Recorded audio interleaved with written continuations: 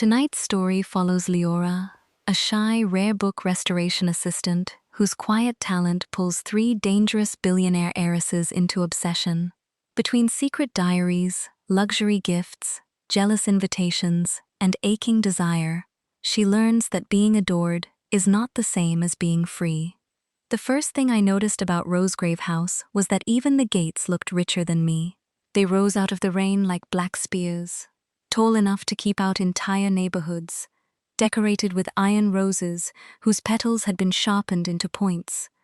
A gold crest gleamed at the center, half hidden behind crawling ivy and stormwater. Even the ivy looked expensive. It had the wildness of something that had never once worried about rent. The second thing I noticed was that my umbrella had chosen violence. One moment, I was holding it over my head like a normal person. The next, a gust of wind turned it inside out, with a sound like a dying bird. Rain fell straight down my collar, soaked the back of my blouse, and glued my skirt to my knees. I stood outside the grandest estate I had ever seen, clutching a folder of documents to my chest, with my broken umbrella hanging from one hand like evidence of a crime. "Excellent," I whispered. "Very professional." My name was Leora Vale. I was 23, underpaid, shy enough to apologize to furniture when I bumped into it, and officially employed as a temporary rare book restoration assistant. Unofficially, I was broke. Very broke. The kind of broke where I could identify which grocery store discounted bread after 8 at night. The kind of broke where I had once eaten plain rice for 4 days and called it a minimalist diet. The kind of broke where a temporary contract at Rosegrave House sounded less like work and more like a rescue boat. The agency had told me the job was simple: a private family archive, one antique diary, some water damage, light restoration, 2 weeks of work, good pay.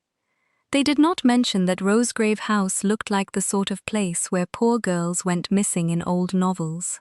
A man in a dark uniform opened the gate without smiling. "Miss Vale?" "Yes." My voice came out too soft, so I cleared my throat. "Yes. Leora Vale. I'm here for the archive assignment." His gaze dropped to my umbrella, then my shoes, then the muddy splash on my stockings. I tried not to fold inward. This way. The path to the house curved through a garden of winter roses. Their petals were white, almost silver in the rain. Statues stood between them, women with blindfolds, women with books, women holding knives. By the time we reached the front doors, I had counted 13 fountains, 4 marble lions, and one window that looked larger than my entire apartment. Inside, everything smelled of old wood, lilies, and money. A woman with a clipboard took my coat with 2 fingers, as if it might stain her. "You are late," she said. "I'm sorry. The bus." Miss Rosegrave does not enjoy excuses. My stomach tightened. "Of course. I'm sorry." I followed her through halls lined with portraits. Every Rosegrave ancestor seemed to have been born with the same expression: beautiful, cold, and deeply disappointed in everyone. The archive sat behind 2 locked doors and a biometric panel. Inside, the air changed. It became drier, cooler, filled with the tender dust of paper and leather. Shelves rose to the ceiling. Glass cases held letters, ledgers, maps, and books bound in cracked calfskin. Lamps glowed softly over long tables. For the first time since arriving, I forgot to be nervous. Books had always been kinder to me than people. People noticed my worn shoes, my quiet voice, the way I flinched when interrupted. Books waited. Books did not laugh when my hands trembled. Books could be damaged and still worth saving. On the central table sat the diary. It was smaller than I expected, wrapped in undyed linen, tied with a black ribbon. The leather cover was warped from moisture. The corners had softened. Some pages had swollen unevenly, forming ridges beneath the binding. A security officer stood in the corner.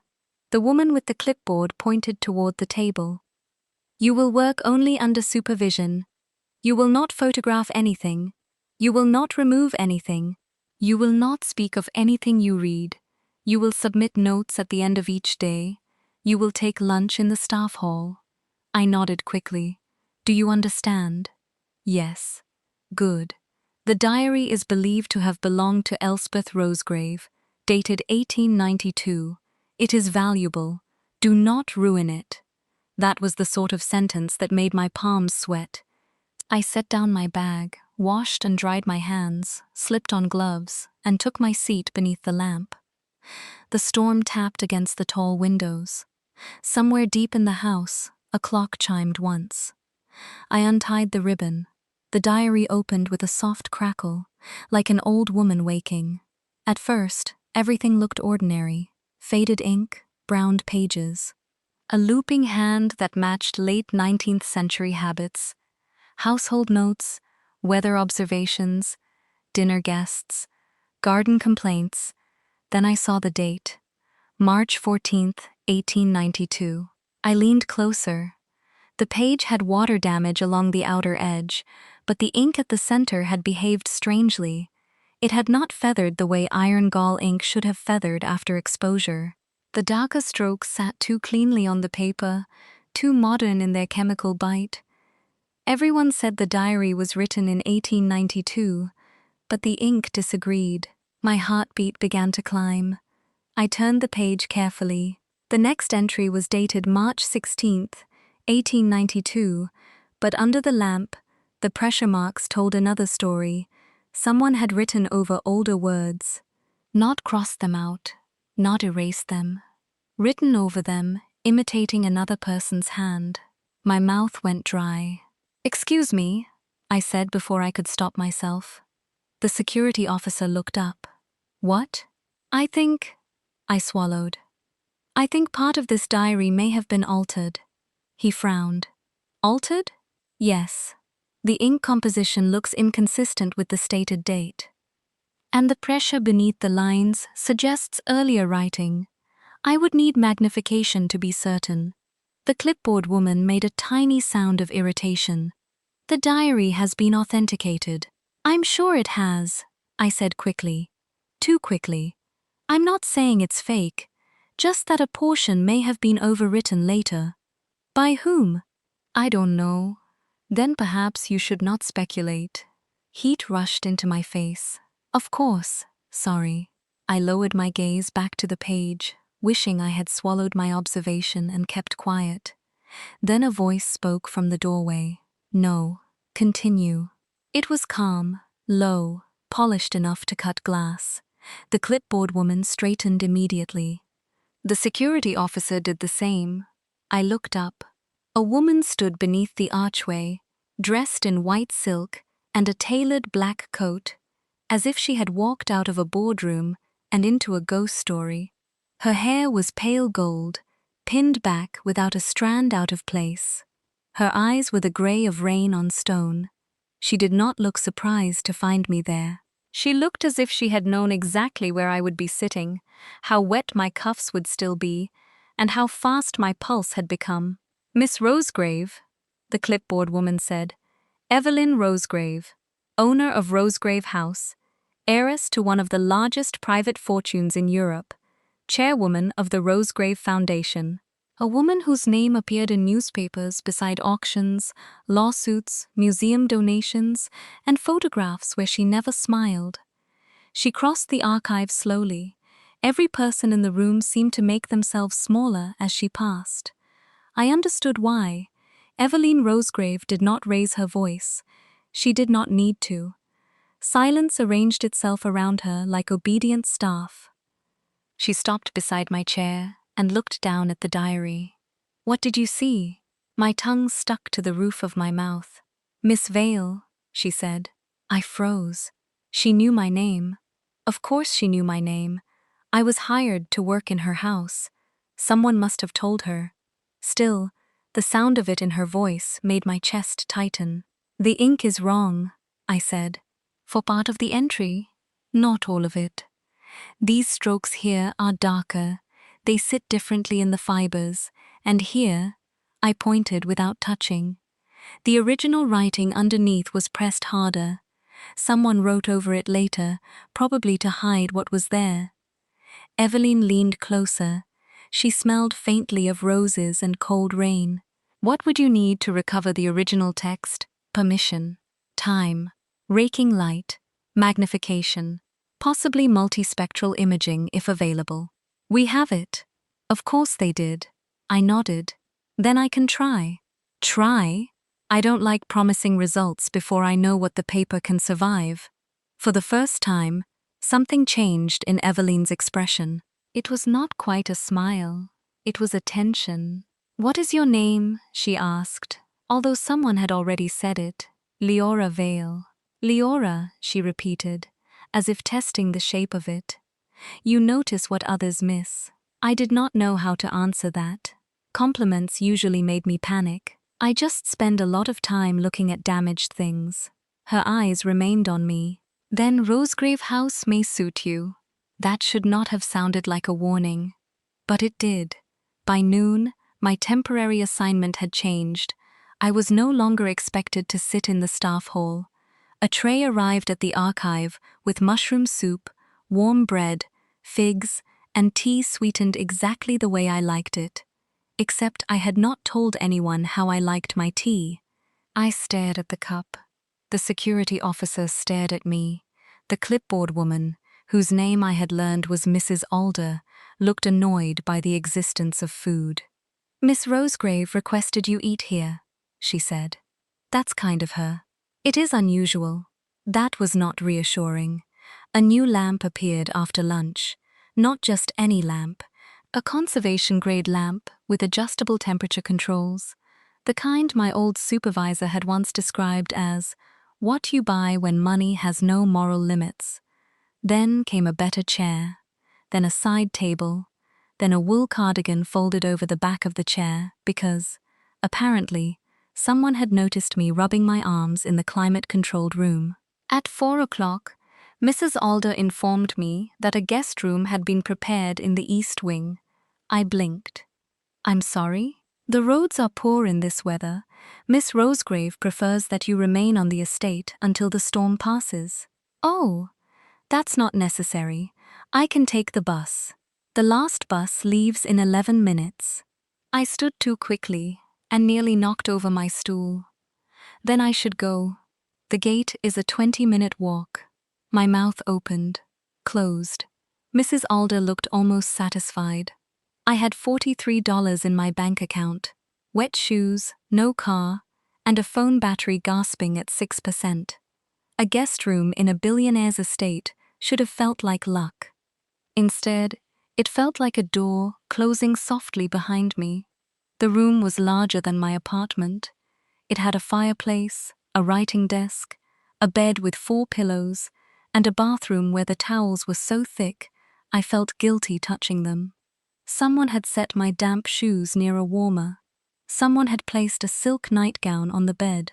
I did not touch the nightgown. I slept in my own clothes, curled on the edge of the mattress like I was borrowing space from a queen. The next morning, my phone buzzed. Unknown number. "Did you sleep?" I sat up so fast one of the pillows fell. Me. Who is this?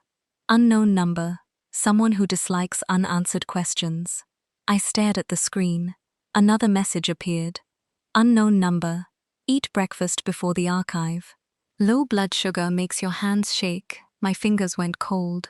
Me, Miss Rosegrave? 3 dots appeared. Disappeared. Unknown number. Evelyn. I should have been terrified. I was terrified. But under the terror, there was something small and shameful and warm. No one had ever cared whether my hands shook before. That was how it began. Not with a kiss. And not with a confession. Not with some grand romantic declaration beneath the rain.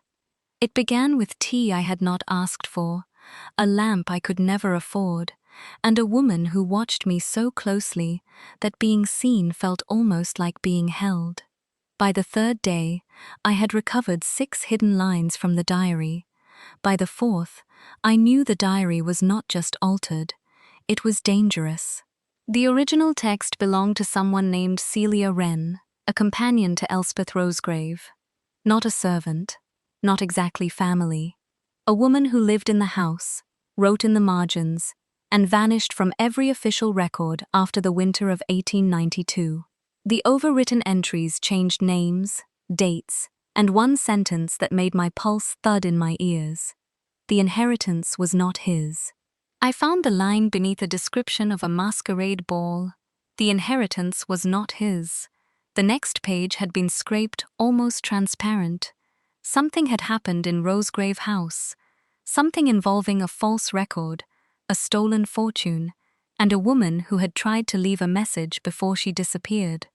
I wrote my findings carefully. I kept my tone neutral. I did not accuse anyone. Accusing billionaires of fraud from a century ago seemed like a quick way to become unemployed or buried under non-disclosure agreements. At 11 that morning, while I was examining a page under magnification, someone burst into the archive with the energy of a champagne cork. "Please tell me this is the scandal room." I looked up. The woman at the door had dark curls, a red coat, and a grin sharp enough to get her banned from sensible places. She held 2 coffees in one hand and a motorcycle helmet in the other. Her boots were wet. Her earrings were tiny silver lightning bolts.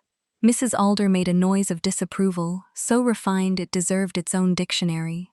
"Miss Cassian," she said. "Mrs. Alder," the woman replied cheerfully. "Still haunting the rich and vulnerable? I was not informed of your visit. That's because I enjoy suspense." Her eyes moved from the archive box to the diary, then to me. She smiled, like the day had finally become entertaining. "And who is this?" I looked down at my gloves. "Leora Vale, restoration assistant." "Assistant?" She walked closer. "That sounds criminally underpaid." "It is," I said before thinking. Her grin widened. I wanted to vanish. Instead, she set 1 coffee beside me. Rhea Cassian.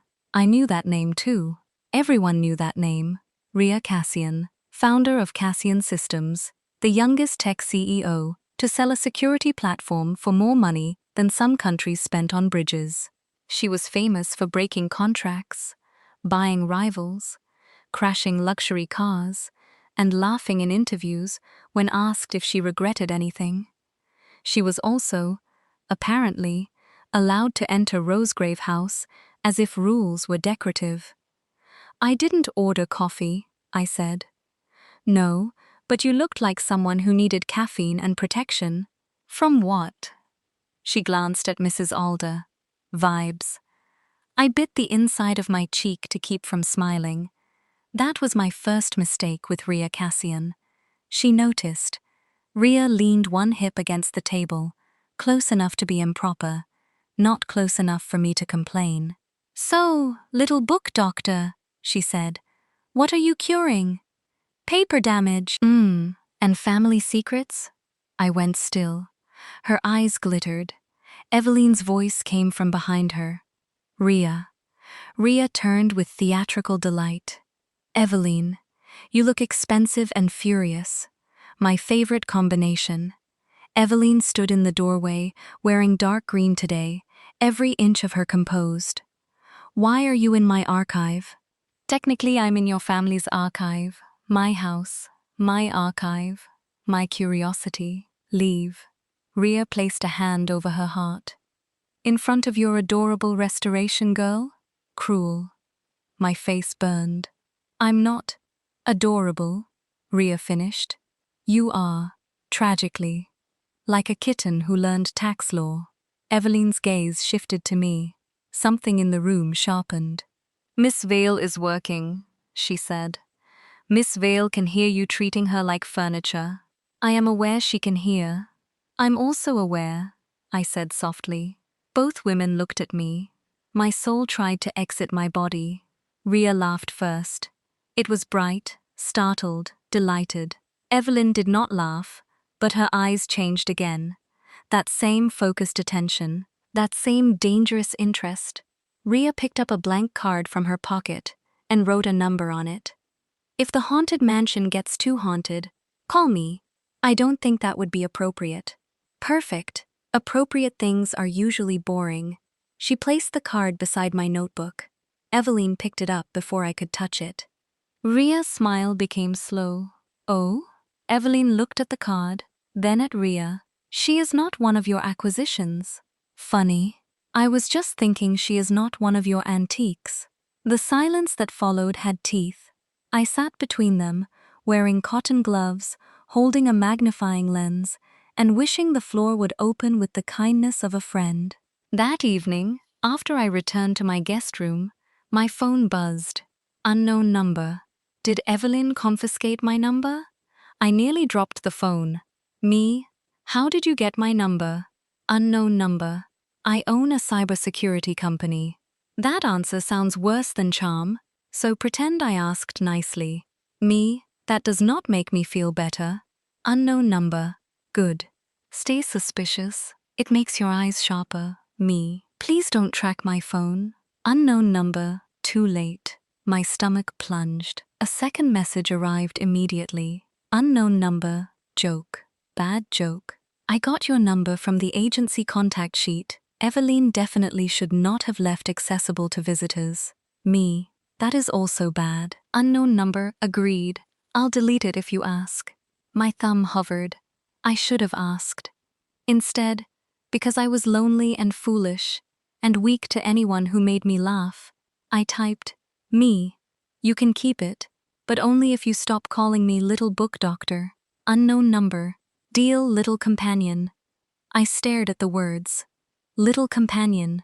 It should have annoyed me. It did annoy me. It also made something flutter painfully beneath my ribs. The next days blurred into paper, secrets, and attention. Evelyn began visiting the archive every morning. She never stayed long, but she always asked precise questions. Had I eaten? Was the light sufficient? Did Mrs. Alder interrupt too often? Did I require additional tools? Did anyone make me uncomfortable? That last question became difficult to answer when she was the one asking it, while standing close enough that I could see the silver flecks in her eyes. Ria began appearing at irregular hours with pastries, terrible jokes, and expensive solutions to problems I had not mentioned aloud. When the archive scanner lagged, she had a new one delivered by evening. When my phone charger frayed, a box of 6 appeared in my room. When I said I had never been inside a private library this large, she sent me a message at midnight. Rhea, want to see my favorite forbidden room? Me. Absolutely not. Rhea. Excellent. I'll ask again tomorrow. And then there was Maristelle Voss.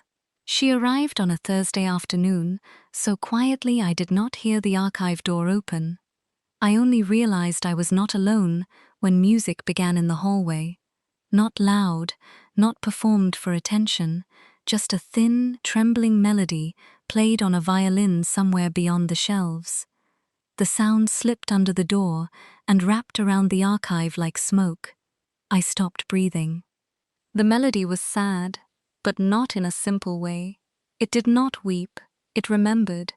It circled the same 4 notes, each time softer, as if trying to ask a question it already knew the answer to.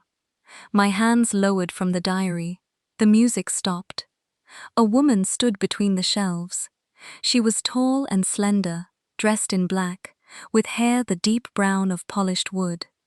Her face was delicate, in a way that felt almost unfinished, like grief had erased the unnecessary lines. She held a violin at her side. "Forgive me," she said. "I did not mean to distract you." Her voice was quiet. Unlike Evelyn, she did not sound like command. Unlike Rhea, she did not sound like sparks. Maristelle Voss sounded like a room, after everyone had left it. "It's all right," I said. It was beautiful. She looked at me then. Truly looked. Not at my wet shoes, though they had been replaced by a pair Evelyn insisted were practical. Not at my messy braid. Not at my ink-stained fingers. At me. As if she had found a note tucked between my bones. "You heard the question," she said. "What question?" "In the melody." I should have laughed awkwardly. I should have said I did not know anything about music. Instead, I thought of the 4 notes circling and circling. It sounded like someone asking why they were left behind. Maristel's fingers tightened around the violin neck. For a moment, she looked almost afraid. Then she smiled. It was small, but it changed her whole face. Evelyn said the restorer was perceptive. Oh, I looked down. She exaggerates. She never exaggerates. She withholds. There is a difference. I did not know what to say to that. Maristel stepped closer, gaze drifting to the diary. Is it true? There is a missing woman in those pages? Yes, Celia Wren. A companion in the house. The word companion shifted something in her expression. Companion, she repeated. In the old sense, I said quickly. A paid social companion. Maybe a friend, maybe more. The records are unclear. The records are often unclear when men write women out of them. I looked up, surprised. Her gaze remained on the diary.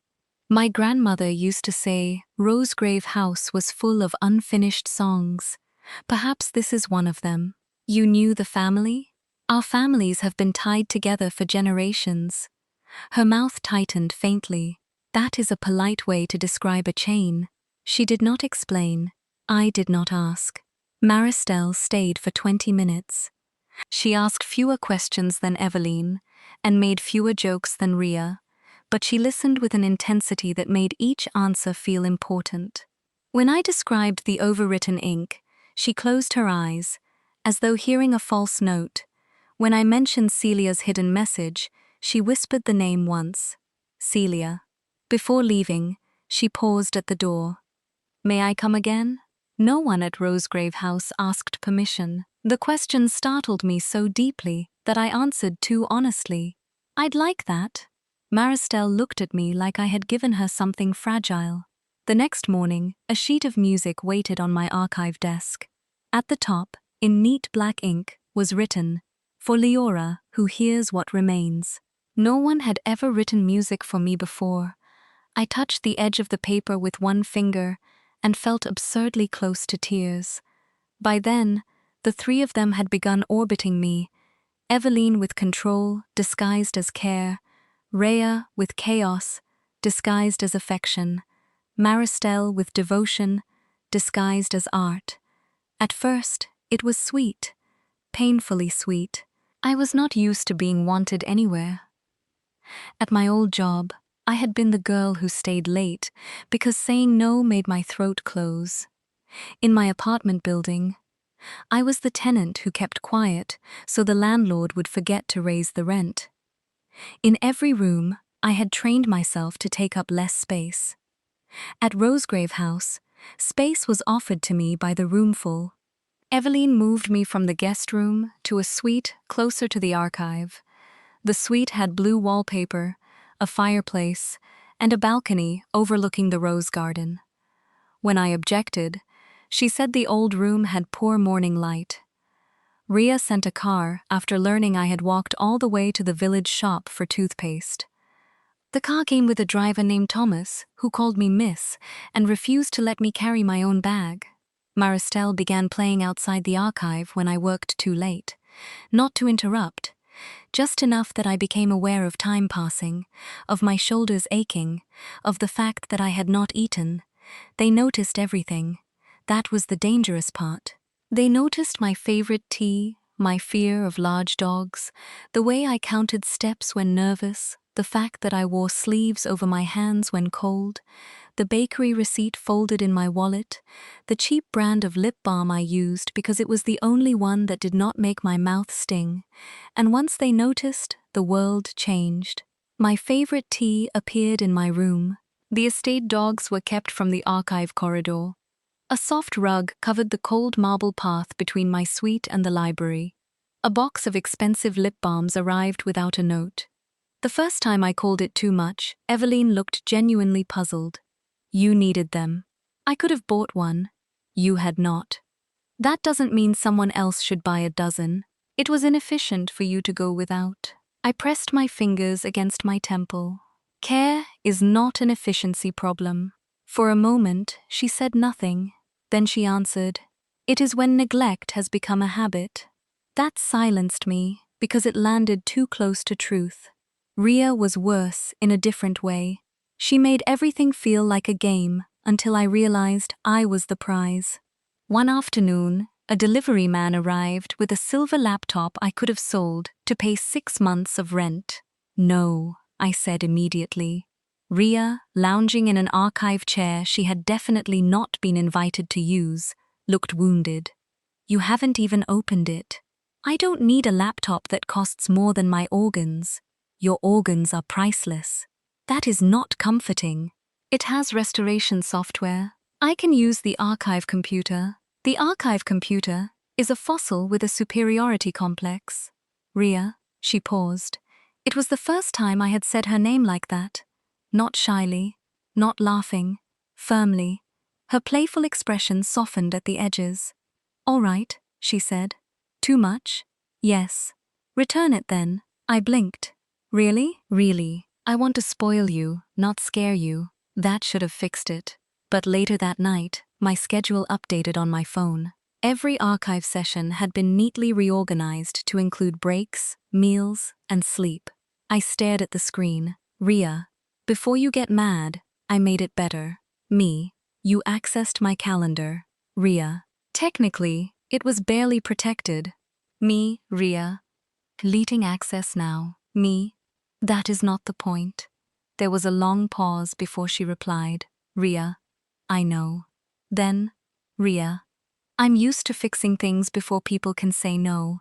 I did not know what to do with that honesty. Maristelle never bought things as loudly as the others. She offered time, attention, silence. That made her harder to resist. She would sit across from me in the library while I worked, composing in a small black notebook. Sometimes, I felt her watching me, not hungrily like Ria, not possessively like Evelyn, but with aching concentration. One night, I asked, "Why do you look at me like that?" Her pencil stopped. "I am sorry." "You don't have to apologize. I struggled for the words. "I don't understand it." Maristelle studied me. Then she said, "When I was 19, people came to concerts to watch me bleed beautifully." My breath caught. She looked down at the notebook. "They called me gifted. They called me tragic. They called me untouchable. No one asked whether I wanted to be touched gently. No one asked whether I wanted to stop." The fire crackled. "So I stopped," she continued. "I retired. I disappeared. For years, I heard nothing inside myself. Then I heard you speak about the diary, about damaged things still carrying truth. And music returned. I could not move." "You make me want to create again," Maristelle said. "That is frightening. I am trying not to make it your burden." My heart hurt. She did not look at me like she wanted to own me. She looked at me like she had already started composing me. And some foolish part of me wanted to be music. The diary kept unfolding. Celia Wren's hidden words appeared in fragments. "He made me sign beneath another name." Elspeth wept but would not speak. "The child is not Rosegrave blood. If I vanish, look beneath the East Chapel floor." Each line tightened the air around the estate. Evelyn became colder with everyone except me. She dismissed 2 archive consultants who questioned my findings. She doubled security. She had the East Chapel sealed for structural review. Ria hacked into digitized land records and found scanned copies of inheritance documents with dates that did not match the family ledger. She sent me screenshots at 2 in the morning with notes like, "Ria, babe, your dead diary girl was onto something." I stared at Babe for 7 minutes. Maristelle brought old Voss family letters, tied with faded ribbon. One mentioned a Celia with eyes too honest for that house, and a warning that the Rosegraves bury more than bodies beneath ceremony. Together, the evidence formed a shape. In 1892, the Rosegrave inheritance had been contested. The official heir, Ambrose Rosegrave, had claimed full control of the estate after his elder sister Elspeth was declared unstable. but Celia's hidden notes suggested Ambrose had forged records, erased a woman's claim, and possibly caused Celia's disappearance when she tried to expose him. The scandal was old, the money was not. Rosegrave wealth had grown from that stolen inheritance for more than a century. When I told Evelyn what the evidence implied, she stood very still. We were alone in the archive. Rain touched the windows. The diary lay between us like a sleeping animal. "If this is true," I said carefully, "it may affect the family foundation, the estate history, maybe even some current trusts. I'm not a lawyer, but my family built an empire on rot," Evelyn said. I did not answer. Her face was unreadable, but her hand rested near the diary, fingers curled. I wondered what it was like to inherit everything and then discover everything had teeth marks. "I'm sorry," I said. Her gaze lifted. "Why?" "Because even if it isn't your fault, it still hurts. That was the wrong thing to say, or the right thing." Evelyn reached toward me, then stopped before touching my cheek. Her restraint felt more intimate than contact. "You are too gentle with dangerous things, Leora. I restore old paper for a living. Paper does not usually want to keep you." The words slipped under my skin. Before I could answer, the archive door opened. Rhea walked in. She took one look at Evelyn's hand, suspended near my face, and said, "Am I interrupting a hostile takeover?" Evelyn's expression closed. "You are interrupting work." Funny. It looked like yearning. I stood abruptly. "I should check the humidity logs." Rhea grinned. "Adorable escape attempt." "I'm not adorable. You are holding a clipboard upside down." I looked. I was. Maristel appeared behind Rhea, quiet as a shadow. "Are we making Leora uncomfortable again?" Again. The word landed. All three women looked at me. I wanted to say no. I wanted to smooth the moment over, to be easy, to be grateful, to be the sweet little companion who accepted blankets and tea and music and cars without making anyone feel guilty. Instead, I looked down at the diary. "I don't know," I admitted. The silence changed. Evelyn spoke first. "Explain." "It's just." My hands tightened on the clipboard. "Sometimes I feel cared for. Sometimes I feel studied. Sometimes I feel like everyone is deciding what I need before I can." Rhea's smile faded. Maristel lowered her eyes. Evelyn said nothing, which from her felt like a storm gathering. I forced myself to continue. "I know you mean well," Rhea muttered. "That sentence has never ended well." "I'm grateful," I said, "but I'm also overwhelmed." Evelyn's voice was quiet. "By us?" I looked at her, then at Rhea, then at Maristel. Yes. No one moved. For one strange second, I thought they might finally understand. Then Mrs. Alder entered and announced that the invitations for the Rosegrave Masquerade auction had been finalized. The moment shattered. The auction was the event of the season. I knew that because every staff member had been losing their mind over it for days.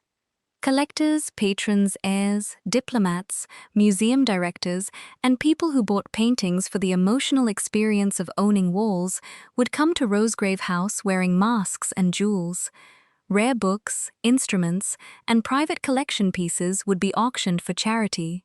The diary, newly restored, would be unveiled as the centerpiece of the Rosegrave Historical Exhibit. I was told I would attend as part of the restoration team. Then Evelyn told me I would attend as her personal guest. She did this while I was repairing a torn page, which was unfair because I could not react dramatically while holding a sable brush. "You're what?" "My guest. I'm staff.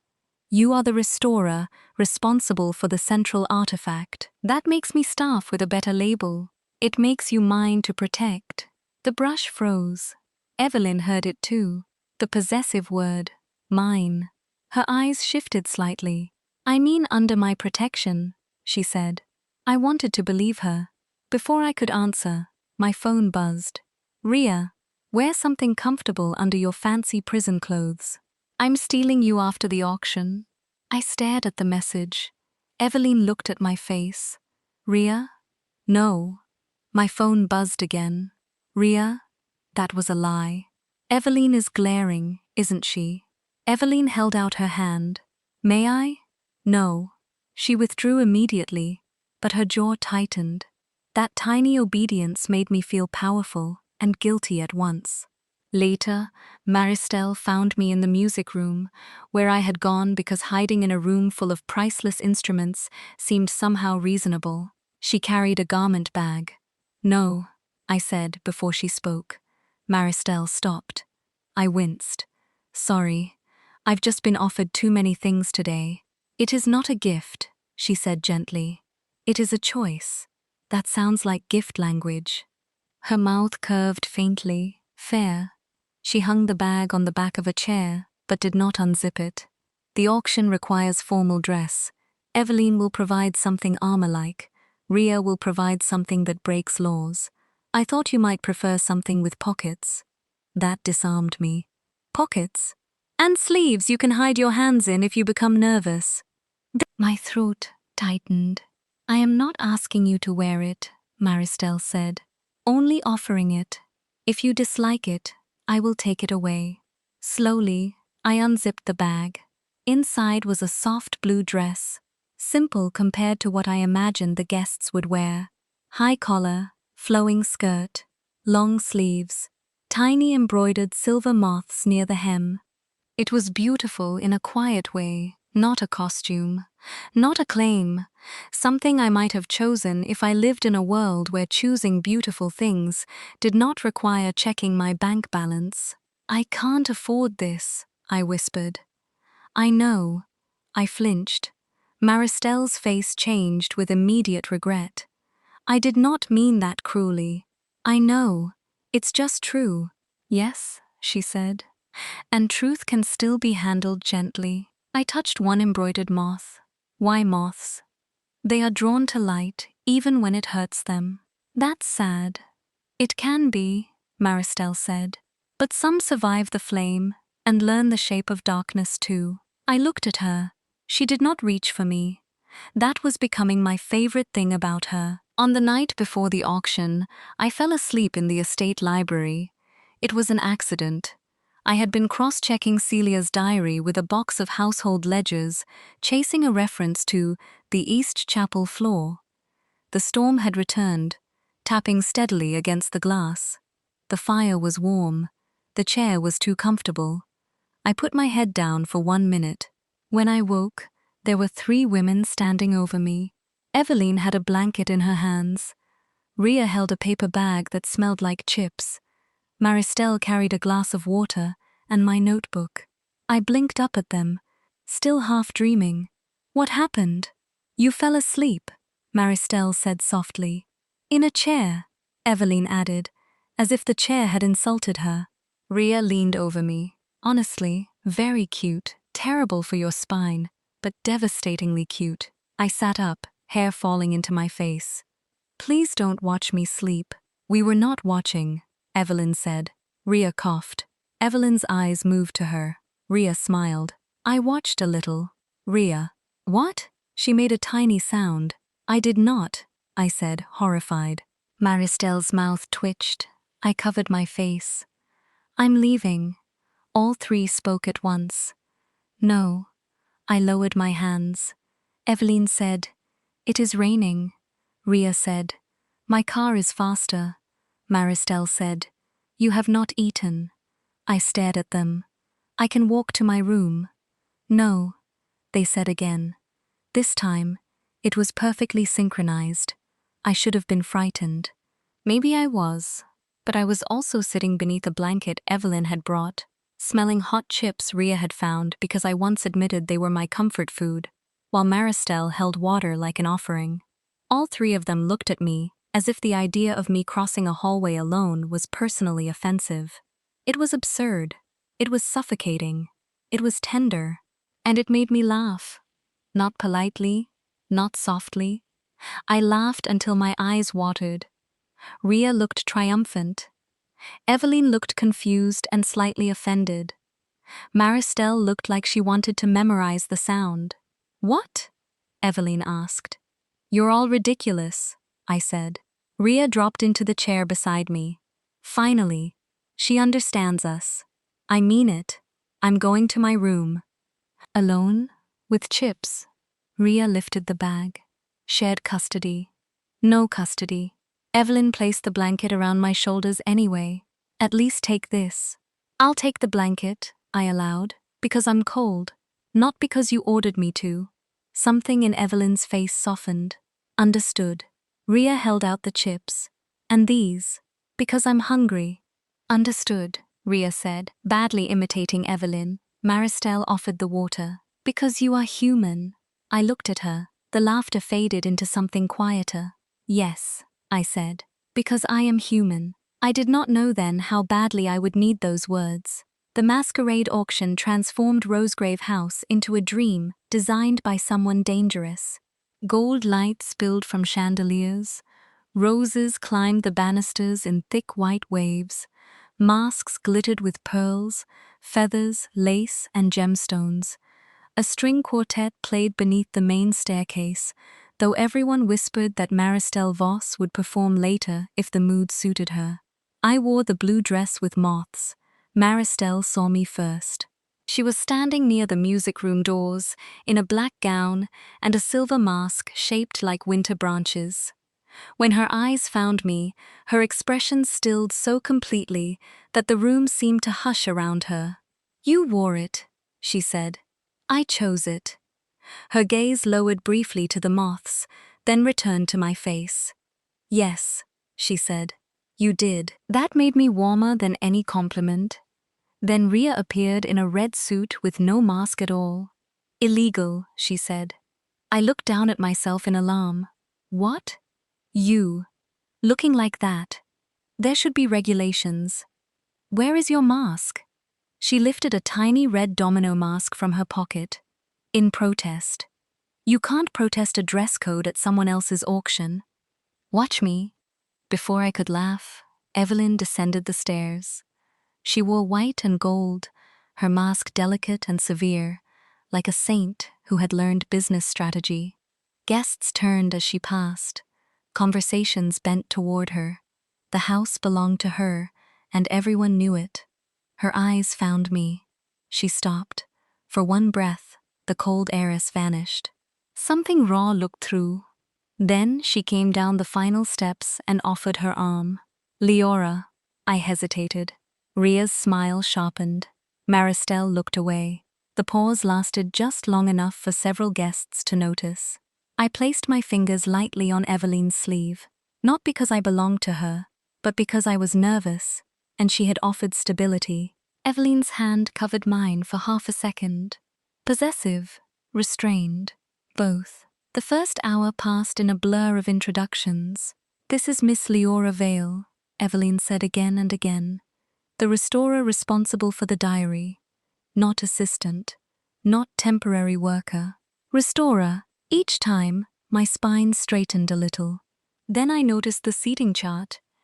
At the head table, beside Evelyn Rosegrave, was my name. Not restoration staff. Not archive consultant. Leora Vale, personal guest of Evelyn Rosegrave. My stomach sank. Before I could speak, Ria leaned over my shoulder. Oh, that's cute. I turned. Ria. She pointed across the room toward the terrace doors. You're also listed for the rooftop after-party with me. What? Don't look so alarmed. There are heaters. And dessert. I didn't agree to that. You were going to. That's not agreement. Her smile faltered. Maristelle approached slowly. Leora? I looked at her. She held a folded program. My name appeared beside hers for the private performance seating.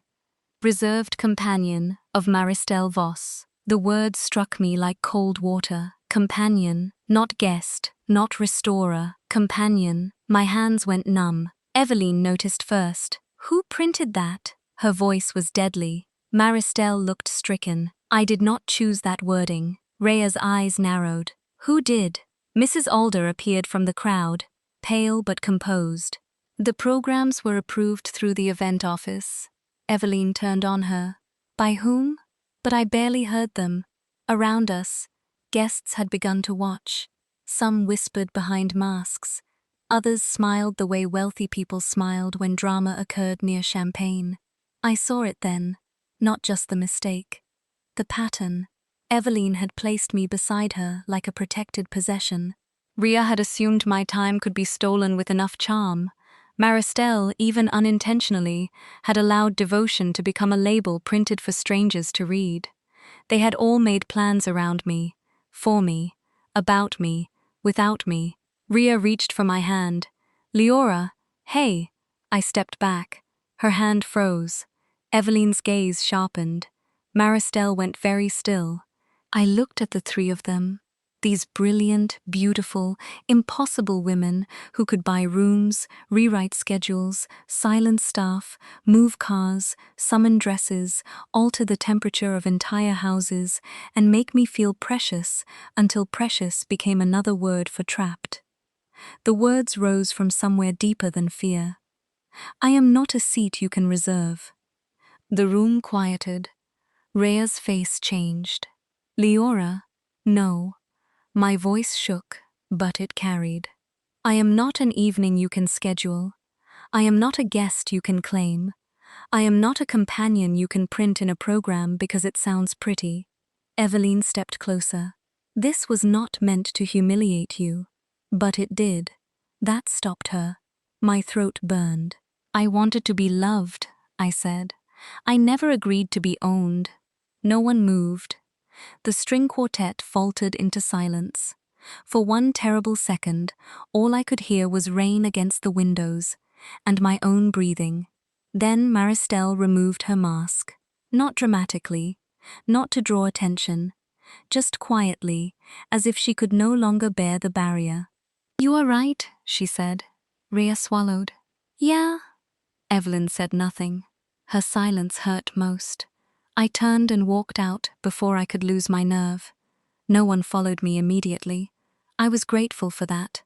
I made it as far as the East Chapel, before my legs began to shake. The chapel was older than the rest of the house, built of pale stone and stained glass. The doors had been unlocked for the auction tours. Inside, moonlight fell through colored windows, painting the floor in broken reds and blues.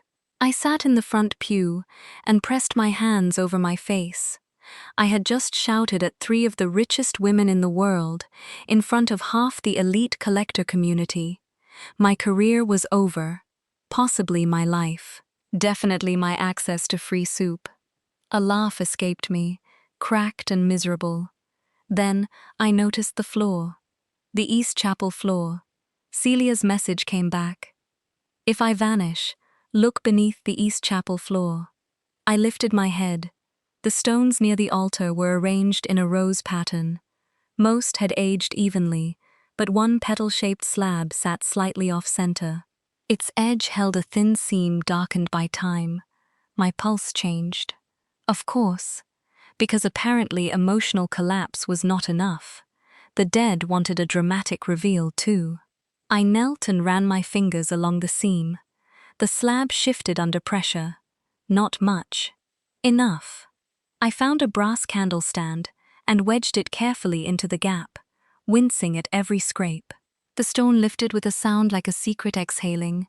Beneath it was a narrow cavity. Inside lay a metal box wrapped in oilcloth. My hands trembled as I opened it. Letters, a locket, a birth record, and a final page written in Celia Wren's hand. Not overwritten, not hidden beneath someone else's lies. Her own words. I read by moonlight. My name is Celia Wren. If this is found, know that Ambrose Rosegrave forged the inheritance record and imprisoned Elspeth until she signed away her claim. The child he called illegitimate was lawful. The money was never his. I was companion to Elspeth, witness to her grief, and keeper of the true record. If I do not leave this house alive, let the truth leave in my place. Below the signature was another line, weaker. Tell her I did not abandon her. A sound came from the doorway. I turned. Evelyn stood there. Her mask was gone. So was the heiress armor, or as much of it as a woman like her could remove. Her face looked pale in the chapel light. "How long have you been there?" I asked. "Long enough." I looked down at the letters. This is what the diary was pointing to. Yes. Neither of us moved. Then Evelyn stepped inside, slowly, as if approaching a frightened animal. For once, I understood that the frightened animal was not only me. "My family will be ruined," she said. "Maybe not ruined, changed. Do not soften it. I'm not. But truth is not ruin by itself."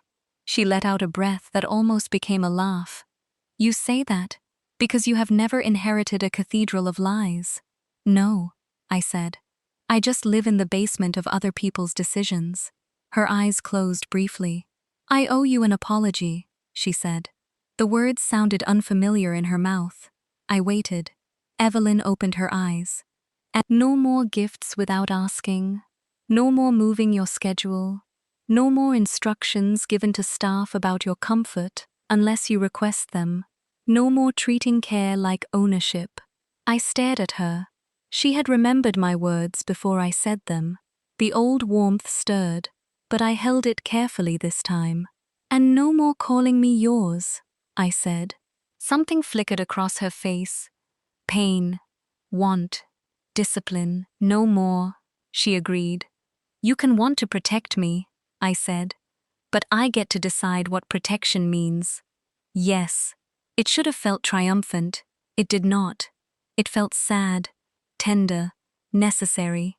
Evelyn looked at the box in my hands. "What do you want to do with the documents? What do you want to do?" A bitter smile touched her mouth. "I want to lock the chapel, burn the letters, keep my empire intact, and never see that expression on your face again." My heart tightened. "But?" I asked.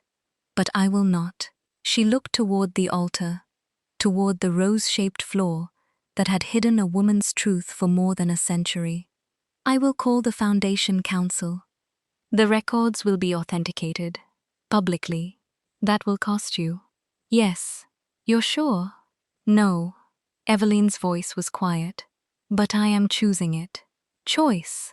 The word settled between us. For the first time, Evelyn Rosegrave looked less like a woman who owned the house, and more like a woman trying to decide what kind of person might survive it. When we returned to the auction hall, the crowd had become restless. Rhea intercepted me near the staircase. She had lost her usual brightness. Her red suit looked almost too vivid against her pale face. "Can I talk to you?" she asked. I glanced at Evelyn. Evelyn stepped back. It was such a small movement. It mattered. I followed Rhea onto a side balcony where rain silvered the garden below. Music had resumed inside, but out there it sounded distant, like a party happening in another life. Rhea shoved her hands into her pockets. "I messed up." "Yes." She winced. "Efficient. I deserve that." I said nothing. She looked out at the rain. "I track things, systems, risks, patterns, people leaving." Her laugh had no humor, especially people leaving. I watched her profile. "My mother used to vanish for weeks," Rhea said. "My father solved everything with money and lawyers. By the time I was 15, I knew how to find anyone, buy anything, and make problems disappear before they turned into pain." "That sounds lonely." "It was useful. Those are not opposites." She looked at me then, and the reckless CEO was gone. Underneath was a woman who had learned speed, because stillness felt like abandonment. "I liked you," she said. "I wanted to make your life easier before you could decide I was too much." "You are too much sometimes," she laughed once. "Yeah, but that isn't the real problem." "No? The problem is that you kept trying to outrun my no." Rhea's eyes lowered. I took a breath. "I am not a company you can acquire faster than your rivals." The sentence landed hard. Rhea nodded slowly. "No more accessing your calendar," she said. "No more surprise deliveries unless you approve them. No more stealing your time. No more jokes that cover up boundary violations. Thank you, and I deleted your number from the agency sheet. You texted me 5 minutes ago. I memorized it. I gave her a look. She lifted both hands. I will not use it unless you give it to me again. That surprised me. The rain struck the balcony rail. What if I don't? I asked. Ria's smile appeared, smaller than usual but real. Then I will suffer dramatically and privately. I almost smiled. She saw it and softened. I don't want to be one more rich person who makes your world smaller, she said. I thought if I gave you everything, you'd never feel trapped again. But I became another locked door. That hurt, because she was right. And because she understood. I like you, Rhea, I said. Her breath caught. But liking someone is not permission to take over. I know. Do you? I'm learning. She swallowed. Slower than I should. Slow is the point. Rhea nodded. For once, she did not reach for me. For once, she let the silence remain. Inside, someone announced Maristel's performance. I turned toward the doors. Rhea followed my gaze, then smiled in a way that was almost sad.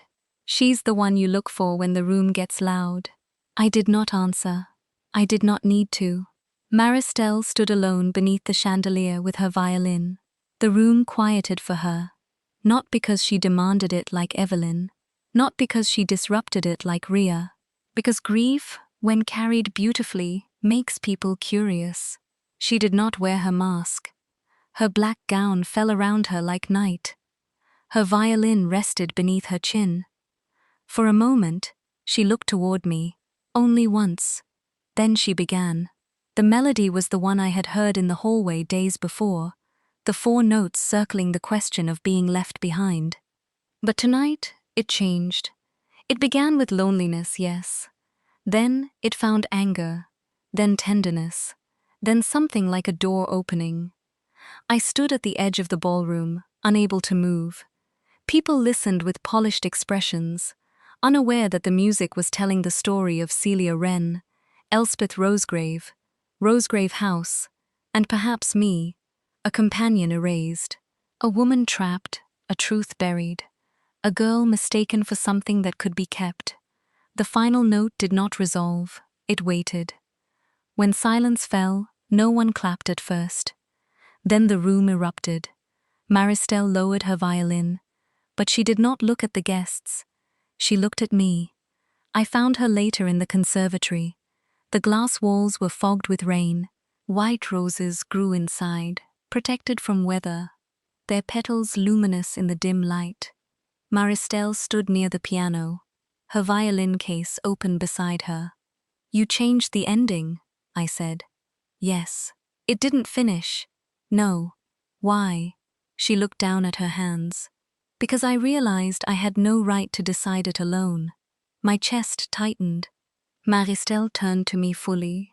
I am sorry, Leora. I leaned against the doorframe, suddenly tired. For the program? For more than the program. Her voice trembled slightly. I made you into meaning. A muse. A return of music. A symbol of gentleness surviving damage. I told myself it was different because I did not buy you things or command your time. But I still placed something on you that you did not ask to carry.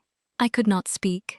You can love me, I said at last, but you cannot turn me into a song I never agreed to be. Her eyes shone. I know. Do you? I want to. She pressed a hand against her heart. I am trying to love you as a person, not as salvation. The words broke something open in me. All night, I had been brave because anger made bravery easier. This was harder. Maristel was not cold control. She was not reckless speed. She was longing with its hands folded, trying not to beg. That made her the most dangerous of all. Because I wanted to step closer. I wanted to comfort her. I wanted to be chosen gently. But wanting did not erase the need to choose myself first. I need time, I said. She nodded immediately. I need the restoration completed. I need the truth about Celia handled properly. I need to go home. Her face flickered, not with offense, with pain she did not hand to me. All right, she said. I mean my actual home.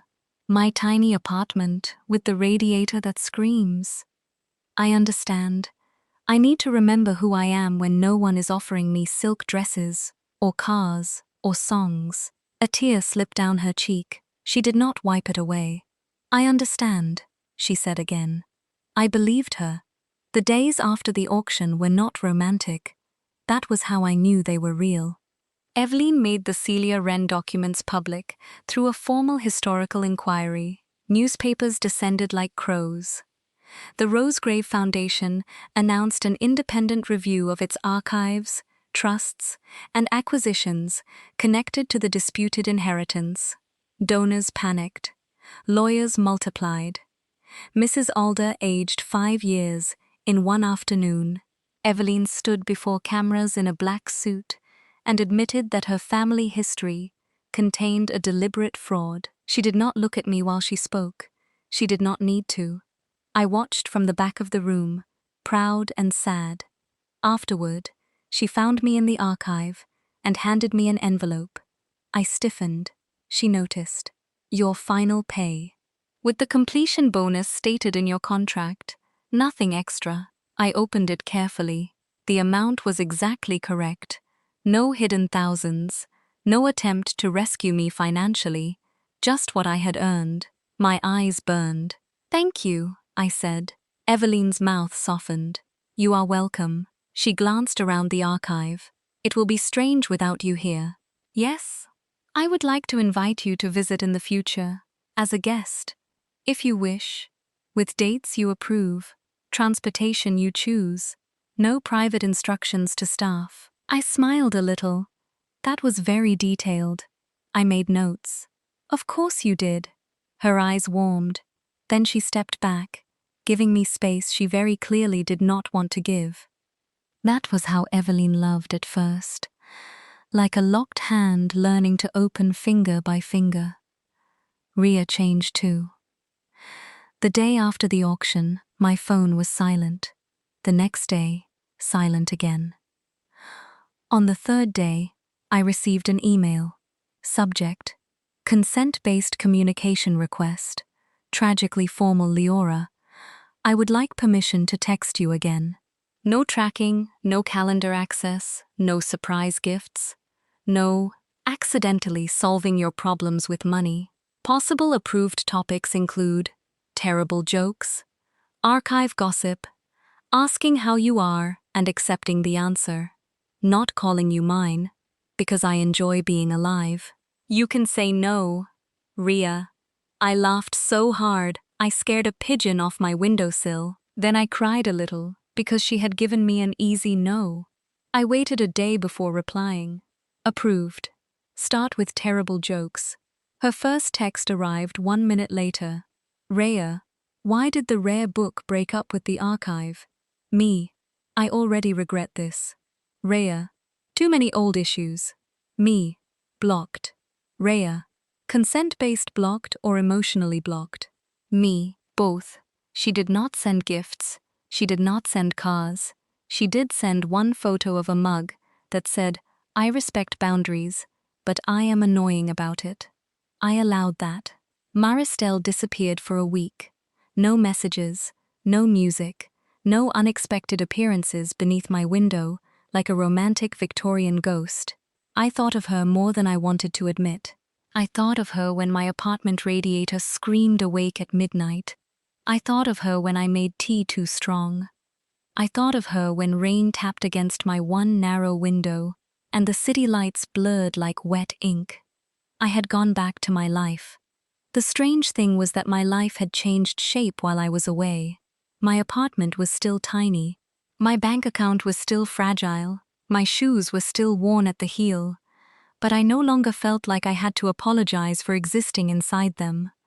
Rosegrave House had shown me luxury. Celia Wren had shown me truth. Evelyn, Ria, and Maristel had shown me the difference between being wanted and being respected. One could happen instantly. The other had to be practiced. 2 weeks after I left the estate, a package arrived at my apartment. My stomach tightened until I saw the return address. No billionaire crest, no luxury brand, no dramatic black ribbon, just Maristelle Voss, handwritten in blue ink. Inside was a single sheet of music. No jewelry, no dress, no expensive thing. At the top, it said, "May I finish this with you?" Beneath it was a note, "Leora, I wrote the beginning alone, which was the mistake. The ending should only exist if you want to hear it, change it, reject it, or leave it unfinished. There will be a small public concert at the Old Winter Garden next Friday. Not a Rosegrave event, not private, not a trap disguised as an invitation. There is one seat under your name at the box office. If you do not come, it will remain empty. I will not ask why. I sat on the floor of my apartment with the letter in my hands. She had not sent a car. She had not asked Evelyn to arrange anything. She had not assumed. One seat. That could remain empty. The following Friday, it rained. Of course it did. My umbrella, the same traitorous one from my first day at Rosegrave House, had been repaired with tape and stubbornness. Halfway to the concert hall, a gust of wind hit it. The umbrella flipped inside out. I stared at it. Then I laughed. People hurried past me under sensible coats and black umbrellas. Rain soaked my hair, my shoulders, the sleeves of my best dress. The old me would have panicked. She would have imagined everyone noticing, judging, measuring the distance between her and belonging. But I had stood in a ballroom full of masked billionaires and said I was not a seat to reserve. A broken umbrella no longer had the power to destroy me. I folded it under my arm and walked through the rain. The winter garden was smaller than I expected. Glass roof, iron balconies, plants growing in tiled beds, warm lights strung between columns. It smelled of wet leaves and old stone. At the box office, my ticket waited. No special treatment, no escort, no whispering staff. Just my name, Leora Vale. I took my seat. It was not beside Maristelle. It was not in a private box. It was in the third row, slightly left of center, with a good view of the stage and an exit I could reach easily. I smiled before I could stop myself. She had thought about comfort, not control. When Maristelle walked onto the stage, applause rose around her. She wore simple black, no diamonds, no mask. Her violin rested in one hand. She found me in the audience. Her expression changed. Only a little. Enough. She lifted the violin and began. The melody was familiar, but not the same. The lonely question remained. The grief remained. But now there were pauses where another voice could have entered. Spaces. Invitations. The music did not seize the listener. It waited for them. And then, near the end, she stopped, lowered the bow, looked at me. In front of everyone, without a word. She held out her hand toward the empty space beside the piano, not taking mine, not summoning me like property, only asking, only waiting.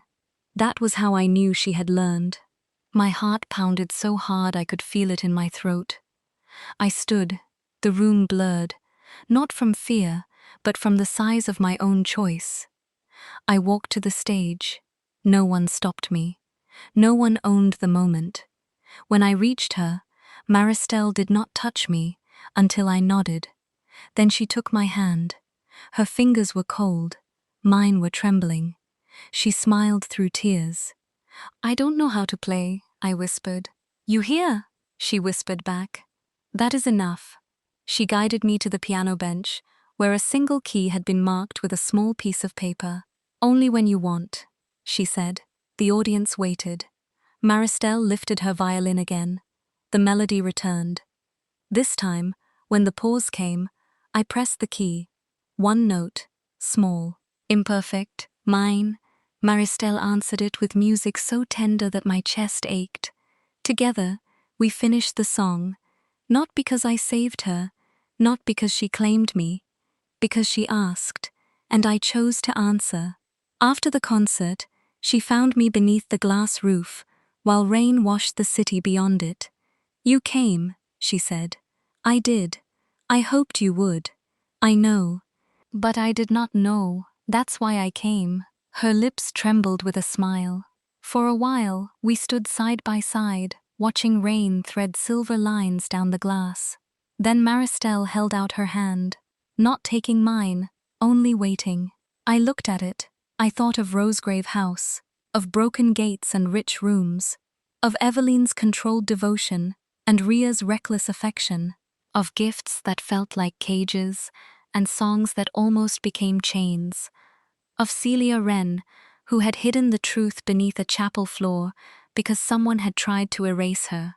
I thought of the girl I had been when I first arrived, soaked and embarrassed, trying to look like I belonged. I did not need to look like that anymore. I placed my hand in Maristelle's, not because I was lonely, not because she was beautiful, not because she needed me, because in that moment, she gave me the one thing none of them had known how to give at first: room. We did not become perfect after that. No one does. Eveline still sometimes phrased concern like a legal directive, then caught herself and started again. Ria still texted too many jokes in a row, then sent, "Am I being too much?" and accepted when I answered, "Yes, but survivably." Maristelle still looked at me sometimes with such aching devotion that I had to remind her, gently, "I am here. Do not turn me into a ghost while I'm standing beside you." And I still struggled too. I still flinched before asking for what I wanted. I still felt guilty refusing beautiful things. I still sometimes confused being needed with being loved.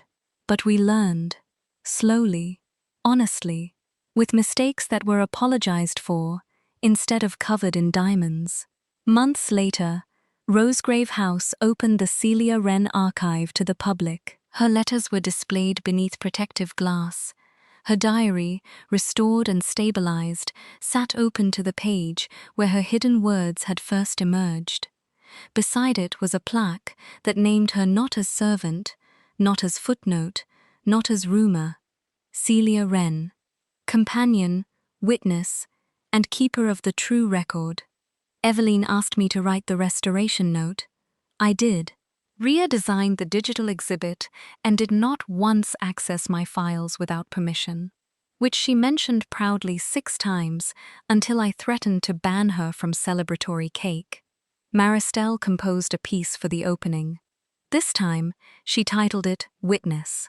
Not muse, not companion, witness.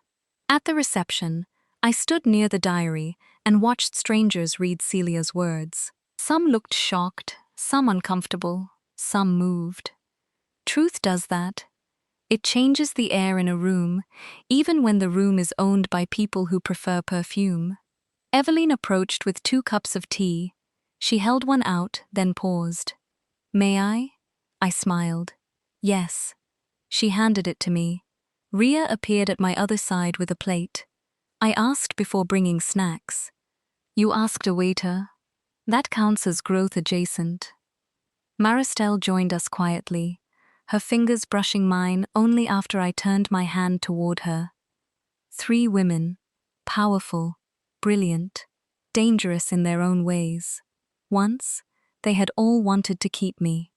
Now they stood beside me and let me stand on my own.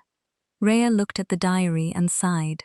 Imagine causing this much drama from beyond the grave. Celia wanted the truth known, I said. Eveline's gaze rested on the glass case. She deserved better than secrecy. Maristelle squeezed my hand gently. So did you. I looked at her, then at Eveline, then at Ria. My heart felt full, but not trapped. Loved, but not owned. Wanted, but not consumed. Outside, rain began to fall over Rosegrave House again, soft against the windows. I remembered my first day. The broken umbrella, the muddy shoes, the awful certainty that I was too small for such a place. That girl had not been weak. She had been surviving. Now, as the reception ended, I stepped out onto the front path without waiting for someone to offer a car. The rain touched my face. Behind me, Rosegrave House glowed with chandeliers and secrets finally brought into light. Ahead of me, the gates stood open. I had arrived at Rosegrave House, trying to look like I belonged. I left, knowing I did not need a billionaire woman, a title, or a locked room full of beautiful things to give me permission to exist. And when Maristelle walked beside me beneath the rain, she did not cover me with her coat until I nodded. She did not pull me close until I leaned in. She did not call me hers. She simply held out her hand. And this time, when I took it, I was not becoming anyone's little companion. I was choosing where to place my heart.